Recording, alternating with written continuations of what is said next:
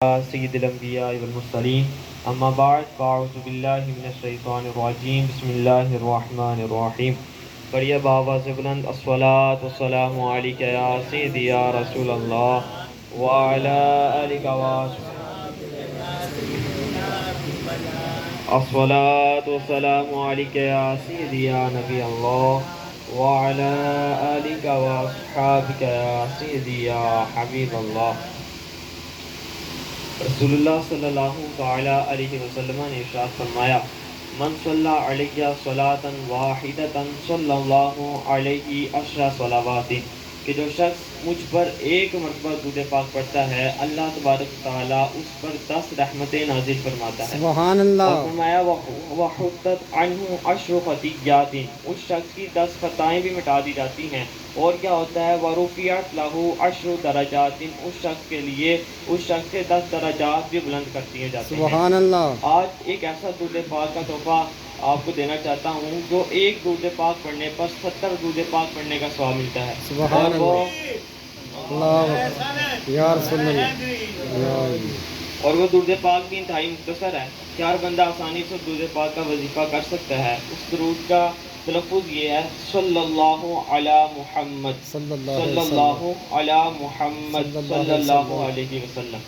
یہ درود پاک ہے، بالکل مختصر ہے، اور ایک درود پاک پڑھنے پر 70 درود پاک پڑھنے کا ثواب ملتا ہے۔ سبحان اللہ۔ اس لیے ہر وقت اس درود پاک کو اپنا وظیفہ بنا کر رکھیں۔ سبحان اللہ تبارک تعالیٰ نے پارہ 21 میں ارشاد فرمایا اتلو ما اوحی الیک من الکتاب واقم الصلاۃ ان الصلاۃ تنہی عن الفحشاء والمنکر ولذکر اللہ اکبر واللہ یعلم ما تصنعون۔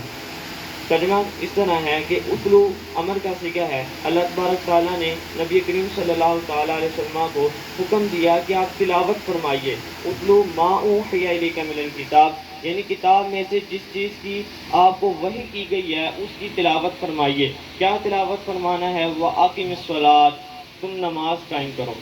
وَأَقِمِ الصَّلَاةَ حکم ہے اللہ تبارک تعالیٰ کا، أَقِمِ الصَّلَاةَ تم نماز قائم کرو۔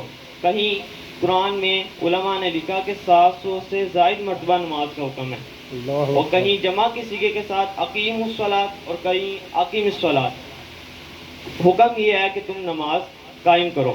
پھر آگے ارشاد فرمایا کیوں نماز قائم کرنی ہے کہ ان الصلاۃ تنہی عن الفحشاء والمنکر، کہ بے شک نماز تمہیں برائی اور بے حیائی کے کام سے روکتی ہے۔ بے شک ایک نماز ہے جو تمہیں برائی یعنی جس چیز سے شریعت نے منع کیا اور بے حیائی کے کام سے روکتی ہے۔ پھر ارشاد فرمایا وَلَذِکْرُ اللَّهِ اکبر، اور اللہ کا ذکر ہی سب سے بڑا ذکر ہے۔ وَاللَّهُ يَعْلَمُ مَا تَصْنَعُونَ، اور اللہ جانتا ہے جو تم کرتے ہو۔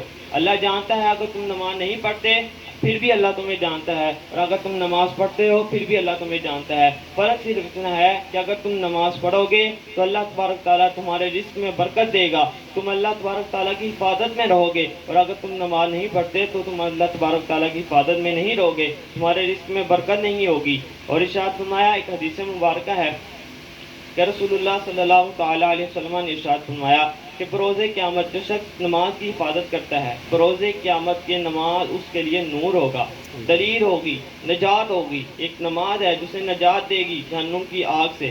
پھر ارشاد فرمایا اور جو شخص اس نماز کی حفاظت نہیں کرتا اس کے ساتھ کیا ہوگا؟ ارشاد فرمایا نہ اس کے لیے نور ہوگی، نہ نجات ہوگی، نہ دلیل ہوگی، بلکہ اس کے لیے وہ اس شخص کا جو حشر ہے نا قیامت والے دن کن لوگوں کے ساتھ ہوگا؟ فرمایا قیامت والے دن یہ فرعون کے ساتھ ہوگا جو کہ اولو العزم رسولوں میں سے موسیٰ علیہ السلام کا دشمن تھا۔ فرمایا یہ فرعون کے ساتھ ہوگا۔ پھر آگے ارشاد فرمایا فرعون کے ساتھ ہوگا، ہارون کے ساتھ ہوگا، پھر قارون حامان کے ساتھ ہوگا۔ پھر ارشاد فرمایا اس کا حشر بروز قیامت ابی بن خلف کے ساتھ ہوگا، نبی کے دشمنوں کے ساتھ اس کا حشر ہوگا۔ اور نبی کے دشمن کیسے دشمن ہیں کہ اللہ تبارک تعالیٰ نے ایک رسول اللہ صلی اللہ تعالیٰ علیہ وسلم کے عہد مبارکہ میں تو رسول اللہ صلی اللہ تعالیٰ علیہ وسلم کے کچھ 5 سے 6 نامی سردار تھے جنہوں نے رسول اللہ کی گستاخیاں کی، معاذ اللہ۔ ان کے بارے میں اللہ تبارک و تعالیٰ نے قرآن میں ان میں سے ایک کے بارے میں 10 عیب بیان فرمائے۔ 10 عیب کہ وہ کون تھا؟ نبی کا گستاخ تھا، نبی کے بارے میں غلط بات، نبی کی گستاخی کرنے والا تھا۔ اللہ تبارک تعالیٰ نے اس کے لیے 10 عیب بیان فرمائے۔ پھر ایک جگہ ابو لہب کے بارے میں اللہ نے پوری سورہ نازل فرمائی، کیوں؟ وہ نبی کا دشمن تھا، اور جو شخص نماز نہیں پڑھتا ان کا حشر ان لوگوں کے ساتھ ہوگا جو نبی کے دشمن ہیں۔